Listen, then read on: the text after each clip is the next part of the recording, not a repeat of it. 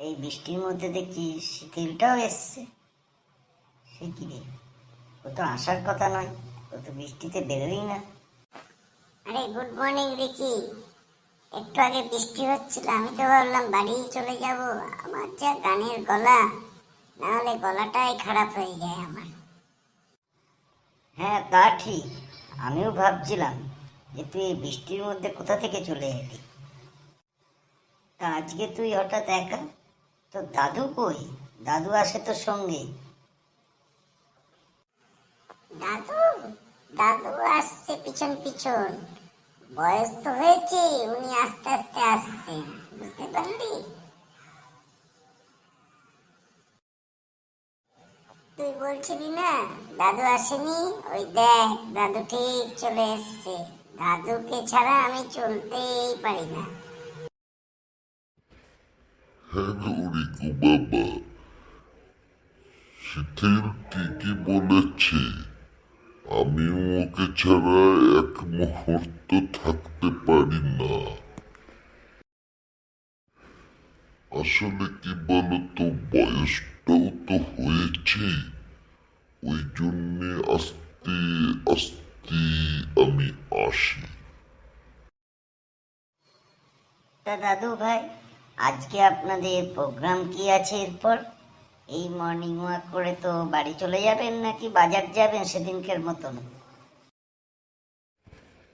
না না, বাজার যেতেই হবে, না হলে তোমার দিদুন আবার রাগ করবে, বলবে কিছুই তো আনলে না, রান্নাটা কি করবো, খেতে তো হবে।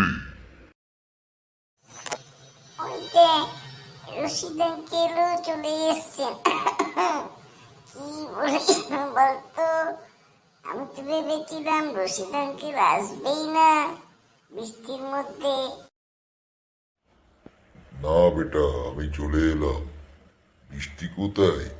আমরা এই চারজনেই তো প্রতিদিন সকালে এখানে এসে একটু গল্প টল্প করি, দিয়ে চলে যাই। রশিদ বাবু, আপনি এরপর কি বাজার যাবেন, না সোজা বাড়ি চলে যাবেন?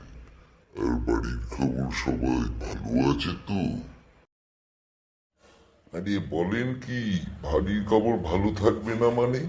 আমি সব সময় বাড়ির লোকদের হাসি খুশিতেই রাখি। আমার গিন্নি যা বলেন আমি তাই সঙ্গে সঙ্গে এনে দিই। ওই না, আমার বৃষ্টি শুরু হয়ে গেল। ও দাদু, চলো বাড়ি চলে যাই, আজকে আর বেশি না ঘোরাই ভালো। ঠিকই বলেছিস রে মা, আমাদের বাড়ি যাওয়াই ভালো হবে। দুদিন বাদে তোর আবার গানের পরীক্ষা আছে, গলাটা ভেঙে গেলে খুব মুশকিল হবে। ঠিক আছে, তাহলে আমরা সবাই চলে যাই। আর কি, কালকে যখন বৃষ্টি কমবে আবার এসে আমরা নয় একটু পুকুর পাড়ে এসে বসে গল্প করবো আর মর্নিং ওয়াকে জগিংগুলো করবো।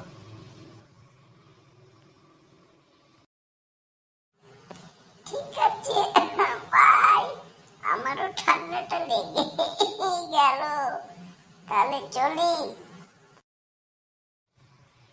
ঠিক আছে শিথিল, তাহলে কালকে আবার দেখা হবে, যা তাড়াতাড়ি চলে যা, আবার বৃষ্টি আসছে।